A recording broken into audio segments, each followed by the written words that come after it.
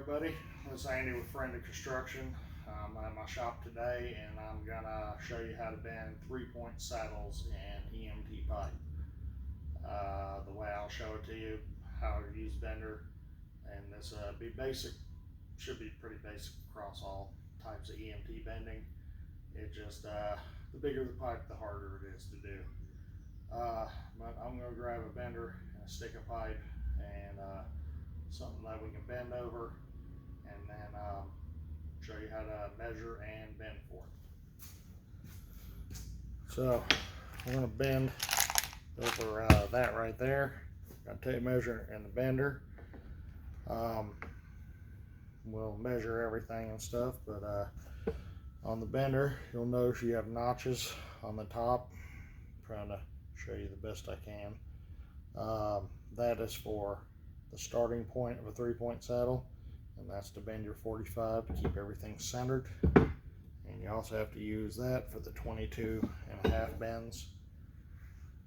So I'm going to measure this, and this is 3 5/8 inches.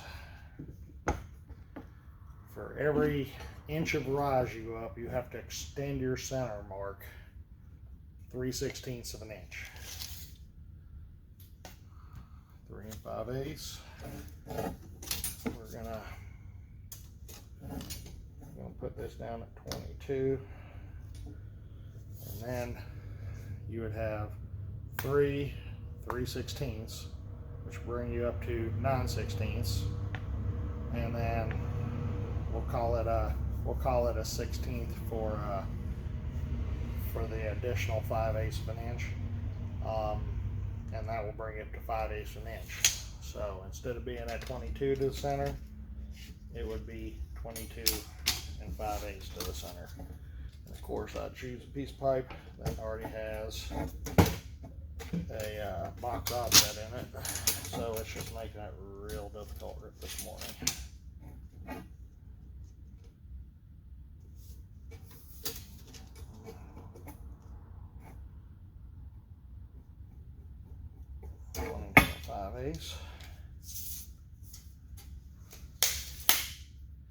Whatever the height of the offset is, you multiply it by 2.5, and that is going to give you your directional measurement from the center point here this way, and the center point this way.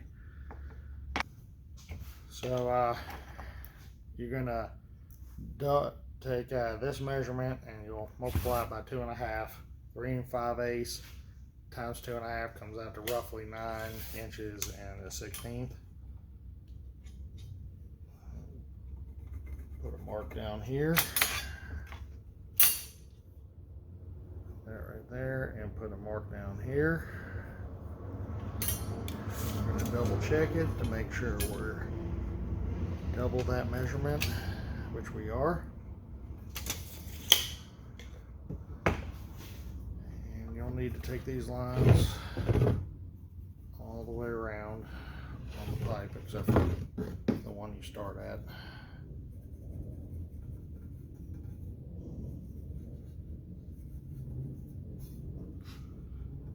Once again, I always use pencil to do my marks, and I always use this weld line to try to keep everything lined up and straight. So on the first bend, on the center mark, you line that mark up with the notch, and you bend a 45-degree bend.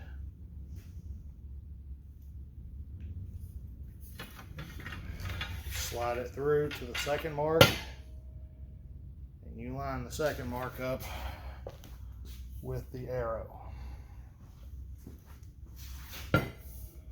You're going to bend this one to 22.5. I always try to look down my pipe to make sure it's straight as possible.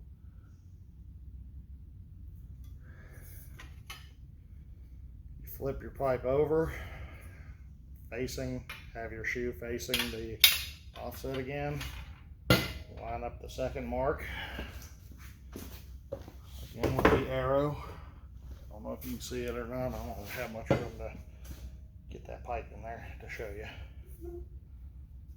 Trying to line it up again, which I can already tell I have a dog leg.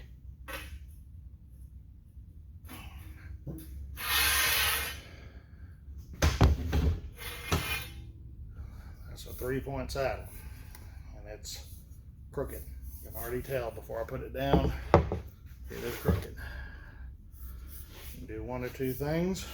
You can tweak the sides right here. You can move it down to the center right here, or you can go to this one right here. I always try to go to the center and fold it down a little bit more. That one has a little bit too much in it. That's what that is. Take a little out.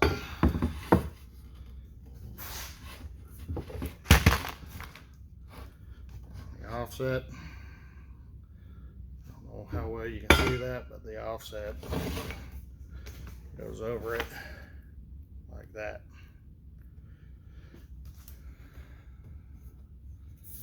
Now, I'm not the best 3-point saddle bender, but it does take some tweaking and it does take a lot of practice.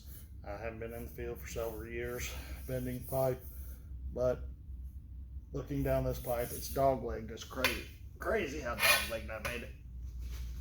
And that is usually a problem with 3-point saddles. It's keeping your bend straight from here to here and here to here. You tend to twist and roll it a little bit, and that's why I use this weld line. And even using this weld line, I still had trouble keeping it straight. And I mean, it just takes a little tweaking, and you can get it back in line and looking good. That offset down to the end keeps making it look way crookeder than it really is. But you can see right there, I'm a little heavy on that one, and I'm a big believer in, if you have to, hand manipulate your pipe to get it to sit right. The object of pipe running is not always to have it true and level, because sometimes true and level can look crooked. You want it to look good to the eye.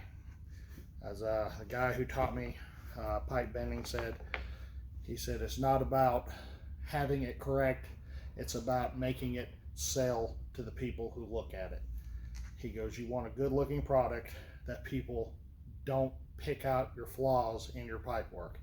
It can be crooked as can be, but if they're all crooked together, or they're all lined up with something else that's crooked, then sometimes it does look straight. And that's what you have to do with this pipe, is manipulate it around to make it look right. I've seen people literally cut a 3-point right there just so they can tweak one side or the other. I'll rebend it before I do all that. But that's how you bend it. You find your measurement to the center. You add 3/16 of an inch for every inch of raise you have, or rise you have, for the object you're going over. You put your mark at the center point, plus the additional inches needed, or parts of an inch needed to go over that object, whatever that height is. Then you double it, and you go from that center mark to this mark, and that center mark to that mark, with that doubled measurement. I'm sorry, you do not double it, it's times 2.5.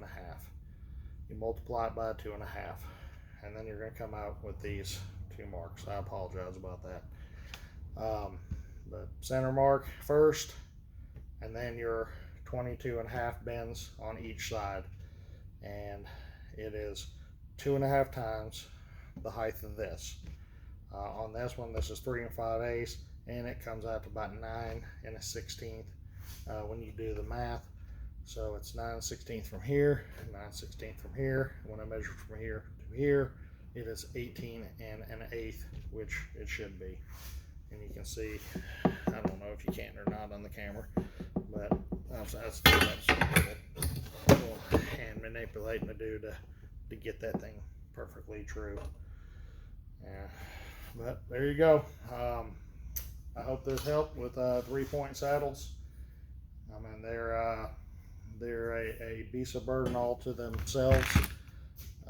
We have guys that will, because they can't bend them, they will go out of their way to rerun a piece of pipe so they don't have to bend a 3-point saddle. Which I don't know if anybody's ever pulled through these, but this is 90 degrees worth of bend right here. 22 is 40, well, 22 and a half, 22 and a half. That's 45 between these two bends, and this one is a 45 to make it a 90. So you have to watch that when you're doing your adding up all your pipe degrees to make sure you don't go over your 360. So I'm Andy with Friend of Construction. Hit like and subscribe, and I hope this video helped y'all.